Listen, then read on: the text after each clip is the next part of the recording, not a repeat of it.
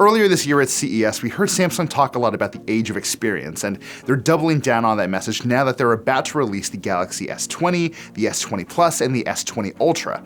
It's kind of not hard to see why either. Every time you see an Android flagship phone released, its specs are pretty much the same as all of the other flagship phones that you're paying maybe a little bit more or a little bit less for. It really does come down to what these phones are capable of, and what Samsung, in this case, specifically plans to do with these little line items on a spec sheet that make the difference. So let's take a closer look and see if they pull it off.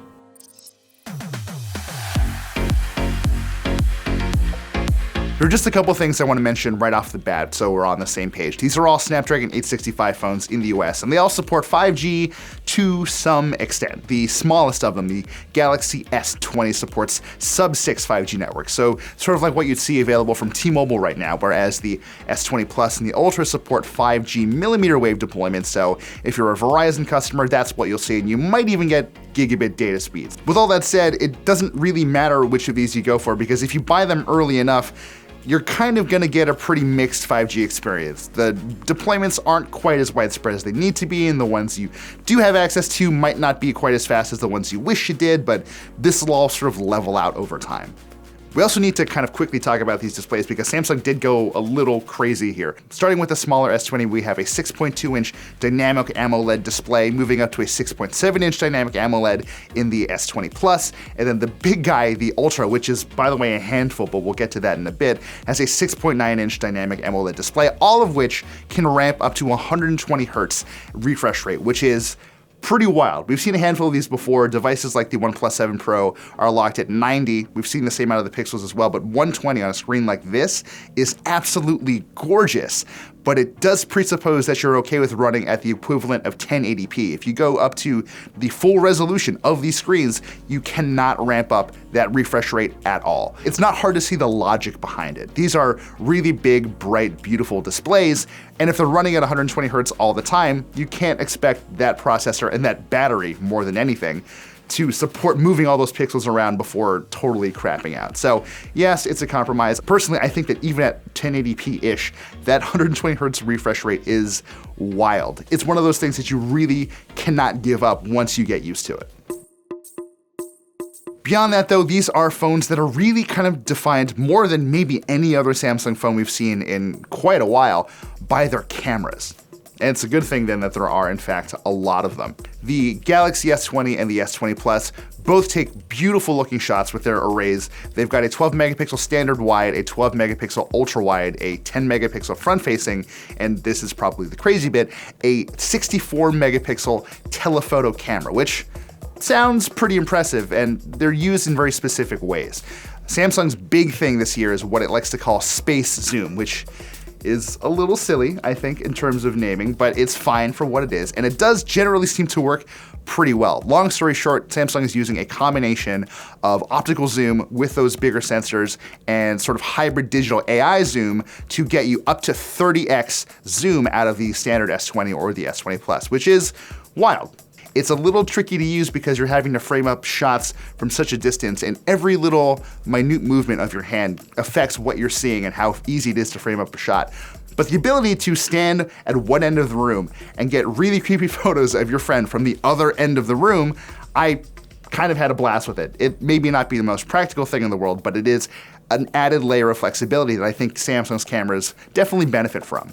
The S20 Ultra takes it even further. It keeps the same 12 megapixel ultra-wide camera, but for those long-range shots, it uses a 48 megapixel sensor, which, yes, is a little bit less than what you're getting out of the S20s, but the wide camera is a 108 megapixel Samsung sensor, which is kind of wild. We've never seen Samsung use a sensor like this in its phones before, and just so you're not concerned, you're really not going to be shooting at a full 108 megapixels all the time. Samsung uses what's called pixel binning in this case to combine 9 pixels on that sensor to act as one. So you're basically able to capture what Samsung claims is more light because of that pixel density, but still getting a really sharp, really crisp looking 12 megapixel final photo. Obviously, Samsung has a lot to gain by talking up the capabilities of this camera, but at least in my limited, admittedly, experience, these photos came out looking a little better than I'm used to from Samsung. It's way up there with iPhone 11 Pro quality, which for me is pretty much the best you'll find right now. But Samsung has a tremendous advantage with its zoom if you want it. On the Ultra, that space zoom can ramp up to 100x, which is frankly insane. It's cool in theory, and there are probably some really interesting uses for it. We saw a quick demo photo that a Samsung staffer took of a stadium in Cleveland from an airplane, and it was not objectively a good-looking photo, but it was a photo of a stadium he took from a plane, and there is something to be said for the sort of wild-eyed innovation that Samsung is definitely bringing to bear here. You're not gonna be shooting at 100x all the time. You should not try to shoot at 100x all the time, but it's kinda nice to know that you can. There are a few other interesting tricks here. All of these cameras can shoot at full 8K, and if you really wanted to, you can pull out 33 megapixel stills from that 8K footage, just kind of whenever you want. There are some tools here to help edit it because these are obviously huge files. Roughly 20-second clip that I shot with something like 320 megabytes, which is wild, but there are some tools here to help you trim them down without kind of ruining whatever it is you're trying to get done. And there are tools here as well to help you share these 8K clips without losing too much in the quality department, and tools to help you upload these things straight to YouTube, because YouTube is just dying for 8K content, right? Definitely. My favorite feature has to be what Samsung calls single take, which is their name for that feature we kind of heard about, kind of rumored, where you could use multiple cameras at the same time. Basically how it works is you frame up your subject, you tap the shutter button, and it starts recording stuff for a while. Once that's done, you're left with a full palette of options. Samsung's Best Shot AI feature is here to help pick a single shot that it thinks you will like the most based on general photographic principles. What is really cool is that it'll take shots with all of the cameras, and it'll get some video in there too, so you get interesting animations, fun clips, and vantage points that you might not have known you were getting while you were actually shooting with just that one tab. It's a fascinating process, and I wish there was a way to customize things a bit more. There's no way to really tweak those results, but for just hitting the button once, you kind of walk away feeling like you got a little bit of everything. So those are the marquee features of the Galaxy S20 family, and it's no surprise that they feel the most polished and also are the ones that I've gravitated towards the most. These are, for now at least, the experiences that you can't really get with a lot of other Android devices. There are just a few other things that I think that are worth pointing out. Samsung has worked with Google to build Duo video calling directly into the dialer. It's baked in with full native support, so this is basically Samsung's de facto answer to FaceTime, and it just happens to be Google's implementation, which is really quite good. I would love to see more people using Duo anyway.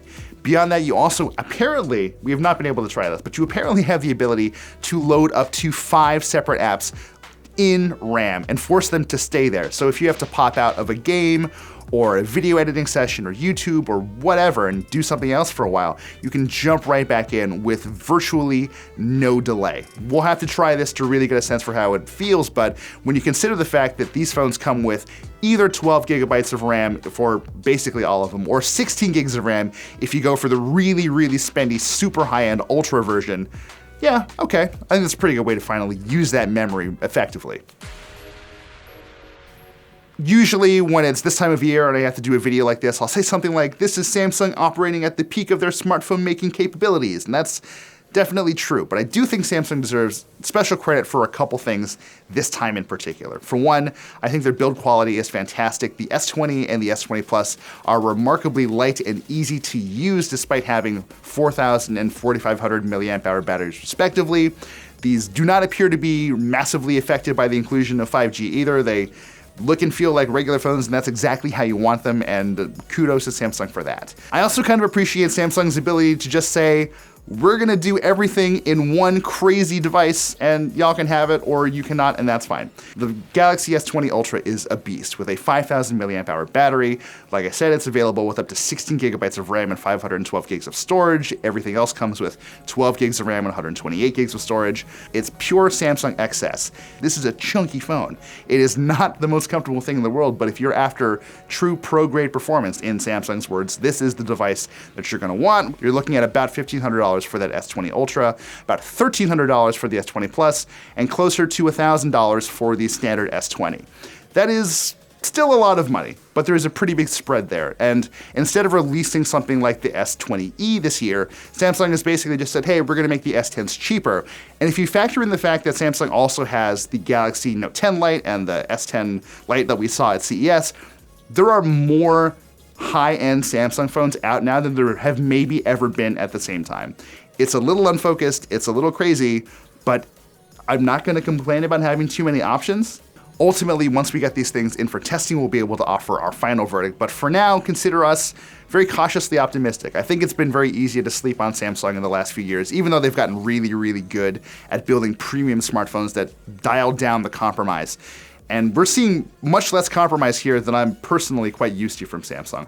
That's objectively a good thing, but bear in mind, it's like February. We're gonna see so many phones by the end of the year. As impressive as these phones are, and they undoubtedly are, they're just a starting point. Anyway, if you wanna keep up with our continuing Galaxy S20 coverage, keep tabs on our reviews and progress, things like that, be sure to subscribe to Engadget, and as always, thanks for watching.